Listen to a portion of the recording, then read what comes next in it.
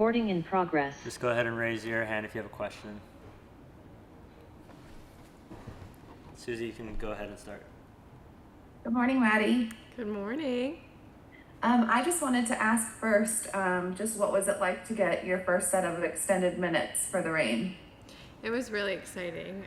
It's kind of been long awaited, but it was really exciting to get out on the field and play with my teammates and everything. So I had fun. And just as a follow-up, just broadly, what are your reflections so far this year in your first pro season? Yeah, it's been great. I mean, I think already I've learned so much. We have such an experienced team, so being able to kind of play with them day in and day out, like I've learned so much and I've grown as a person and a player already. So I'm just excited for more to come, but it's been great so far. Thanks, Susie. Charles, go ahead. Hey, Maddie, to kind of play off of what Susie said there, I mean, this is, at least in my experience, kind of a unique situation for the Reign. There's a lot of youth coming into the club, but there is obviously that heavy veteran presence. I mean, at least for you, because I'm sure this is kind of a first-time thing as well, dealing with this pro environment, what has it been like just to kind of have, obviously there's the youth of Jordan and Ainsley signing recently, but then you've got such great veterans like Lou, like Jess. How have you kind of taken that all in stride, trying to both soak everything in from the veterans, but also, you know, this is pretty cool to have so many young, talented players here for the club and what is a sort of unique time.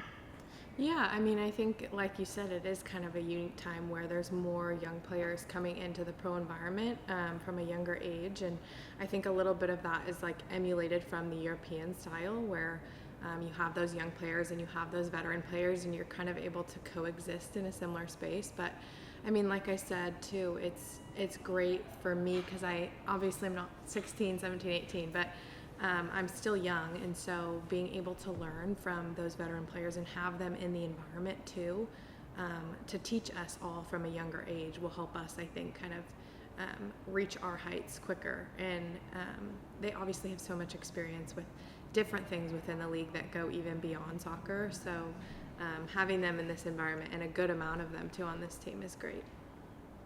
And to that point too, you know, with some of those players, as you mentioned, 16, 17, which is remarkable. And you obviously still are new to a lot of this. Have you tried to say anything to them, kind of show some support, or is that something the team as a whole has kind of done to just kind of welcome those two into this environment? Yeah, I think our team is pretty unique because, I mean, despite there's young and old on this team, and I think everybody's pretty welcoming. I think the older players do a good job of kind of mentoring the younger players, but obviously the younger players kind of stick together. You typically have more in common with people that are kind of similar to your age. So, I mean, just being encouraging, like I know what I wanted when I first got here, and so being able to kind of give that encouragement and that, like those little pieces of advice on and off the field, I'm sure is helpful for them, and obviously it helps me learn more too as well. Thanks, Charles. Susie? I wanted to ask, you're playing unfamiliar opponent for after playing a lot of NWSL teams, and just what as a team are you expecting from Tijuana? Yeah, I mean, we think that they'll play really man-to-man press. I think there's been things that we've been working on throughout the week, kind of based off our opponent and what we think they're going to do.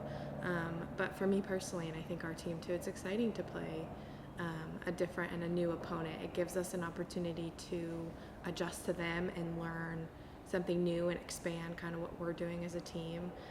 Because obviously the NWSL is pretty small. You play the few teams kind of over and over again. So to have this tournament have like a look at a completely different league and a completely different team is good for us, I think, and it should be a good game. And just going back to some of the earlier conversations for you personally, what sort of conversations have you had with the coaching staff, and what sort of expectations do you have just for yourself to, have a successful rookie season as the kind of second half of it is in effect? Yeah, I think it's obviously continuing to grow. There are certain specific parts of my game on both sides of the ball, I think offensively and defensively, where There's obviously room for improvement, but it's also kind of honing in on what I already am good at and really focusing on those things and nailing those down, and also executing those in games and practice and being consistent in both of them. So that's kind of the basis of focus on continuing to grow and get better, while also perfecting what I'm already good at and being able to show that within a game situation. Thanks, Susie. And just one more for me. Laura mentioned last week that you are very two-footed and have been taking penalty kicks with both feet. And I'm just wondering, when did that start as part of your game? It's kind of a long story, but I'll give you a little spark note version. So when I was like, I don't know, 3 or 4, I was very right-footed. I never used my left foot. And then kind of as I got older, I think I was like 8 or 9, I sprained my right ankle really bad to where I couldn't really like put pressure on it. And every time I'd kick the ball for like a year, it hurt. And so my left foot just got really good because it was literally the only foot that I could use. And then I think from then on, I just kind of got comfortable with both feet. And now like I push myself to my left a lot, but I still have my right. So it just kind of developed that way. Thanks, Susie. And then speaking of penalty kicks, we got a question sent in from Jacob for you, Maddie.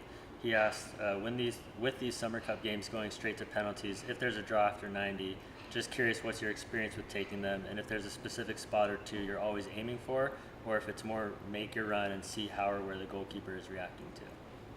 Yeah, I typically, kind of with both feet, it depends, but I typically have a spot in my head before I go there, but I think I'll train and practice going both places with both feet, so I'm versatile in that way, but typically always have a spot that I go before I take the PK.